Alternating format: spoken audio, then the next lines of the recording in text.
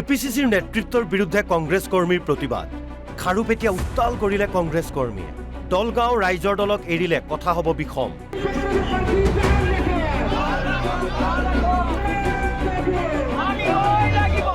হাতে হাতে পোষ্টাৰ লৈ প্ৰতিবাদ যদিওবা পোষ্টাৰত কংগ্ৰেছ জিন্দাবাদ বুলি লিখা আছে তথাপি এইসকল কংগ্ৰেছ কৰ্মী তথা পালি নেতাৰ প্ৰতিবাদ প্ৰদেশ কংগ্ৰেছৰ নেতৃত্বৰ বিৰুদ্ধে কাৰণ দলগাঁও সমষ্টিত ৰাইজৰ দলে আৰম্ভ কৰিছে তৎপৰতা লখিমপুৰৰ আজিজুৰ ৰহমান হ'ব পাৰে ৰাইজৰ দলৰ দলগাঁৱৰ প্ৰাৰ্থী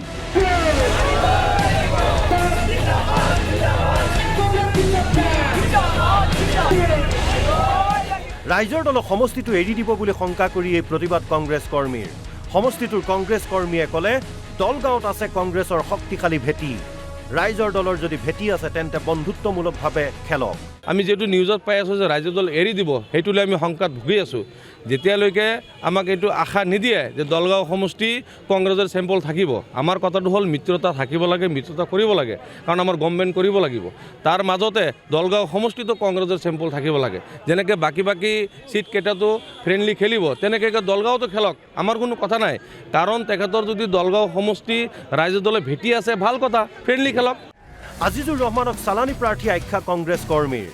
ভেটি নাই ইয়াত আহি এনে ইউটিউবক সহায় কৰিবৰ কাৰণে কিয় আহিছে যদি ৰাইজৰ দলৰ কেণ্ডিডেটে ইয়াৰ পৰা প্ৰতিনিধিত্ব কৰে তেনেহ'লে আমাৰ জনমতে তেখেতে বিপুল ভোটত ইয়াত হাৰিব কোনো ধৰণৰ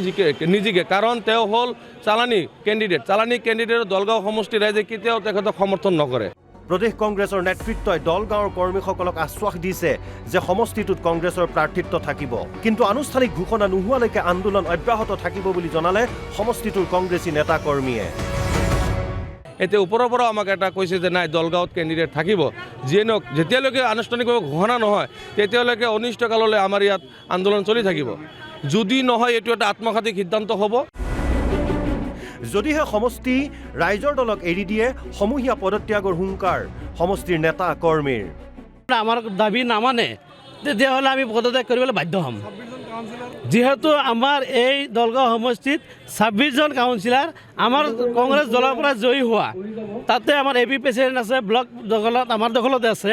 গতিকে আমি কোনো পদে আমি মানি ল'বলৈ মানে অমান্তি হৈছে মানি নলওঁ মোৰ লগতে বাকীকেইটা পদত্যাগ কৰিবলৈ নিশ্চিত এতিয়া আমি আলোচনা কৰিছোঁ কি হ'ব দলগাঁৱত দিবনে কংগ্ৰেছে প্ৰাৰ্থিত্ব নে মিত্ৰতাৰ দোহাই দি এৰি দিব অখিল গগৈৰ দলক আপাতত অপেক্ষা কেইটামান দিনলৈ দলগাঁৱৰ পৰা ৰিকি দাসৰ ৰিপৰ্ট অসম লাইভ 24